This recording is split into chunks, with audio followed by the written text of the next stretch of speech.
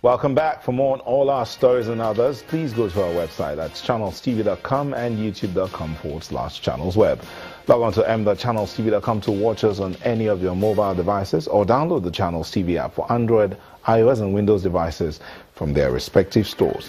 You see, the Channels TV or the Channels 24 apps will give you access to news and updates, but you'll also have access to the Eyewitness feature, which you can use to share pictures, videos or news of happenings around you. Just install the app and tap and swipe to reveal the menu and follow the instructions. It looks like basic schools in Rivers State are in for a facelift as the state government begins to put to good use the counterpart funding arrangement of the Universal Basic Education. The state governor, Nyesom Wike, recently flagged up the reconstruction of 175 schools in the state, most of which had been in deplorable conditions. Our correspondent, Emmanuel Eweyi, reports. State School Rebesi, located in Mile 2, Dio Port Harcourt, the River State capital, is a shadow of itself. With dilapidated buildings, deserted classrooms, broken roofs, leaving some areas partly flooded. The deplorable condition of the school makes one wonder how pupils are able to learn here. Sitting behind the popular Ikoku spare parts market, its location appears to make a bad situation worse, as it has become a den of criminals. According to Executive Chairman of the Universal Basic Education Board, all that is about to change. We have over 70% of these schools in crass, dilapidated conditions.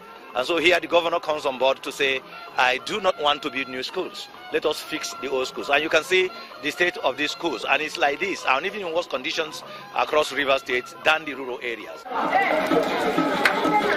Then under the morning rain, the state governor and his team arrived for the official flag-off of the reconstruction of the school and 174 others across the state.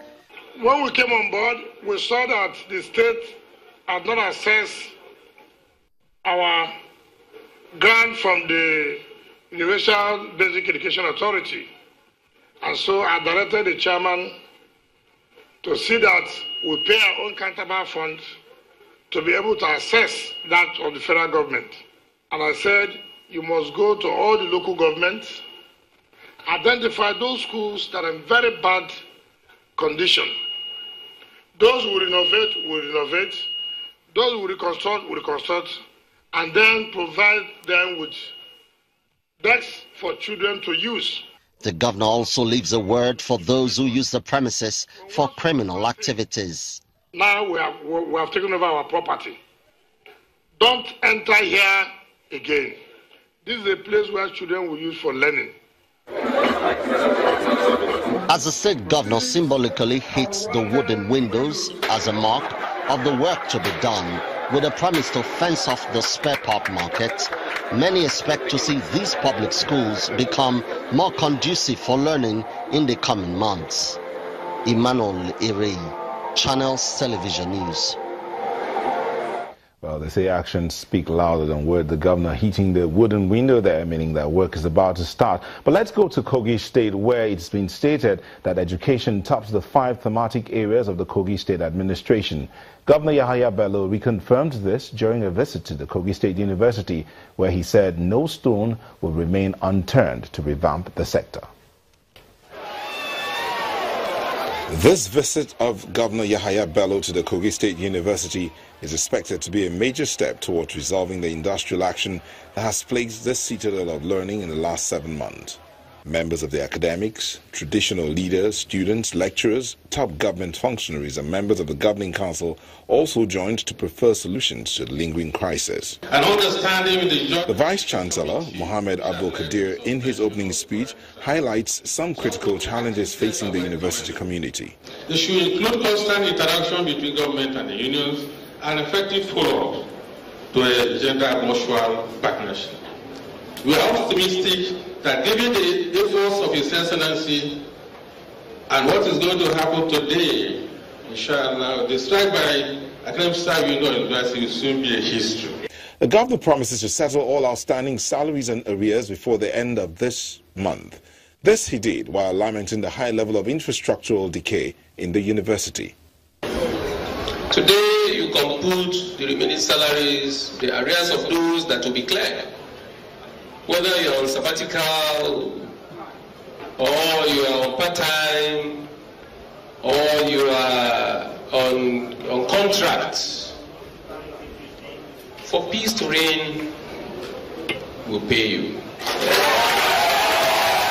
Now that the state government has banned the activities of the Academic Staff Union of Universities, it is believed in many quarters that the university will now be able to run their academic sessions hitch-free. Activities by the states there. But let's look at what the federal government is also planning. They're looking for a partnership with the state and the local government in order to revamp the education sector and achieve education for all. The Minister of State for Education, Professor Anthony Onwuka, asked states to make efforts to provide the necessary data for education development in the country. And of course, we have the 17th. The Sustainable Development Goal number 4 seeks to promote inclusive and quality education for all. The idea is to put in place strategies and infrastructure that will facilitate education for all Nigerians.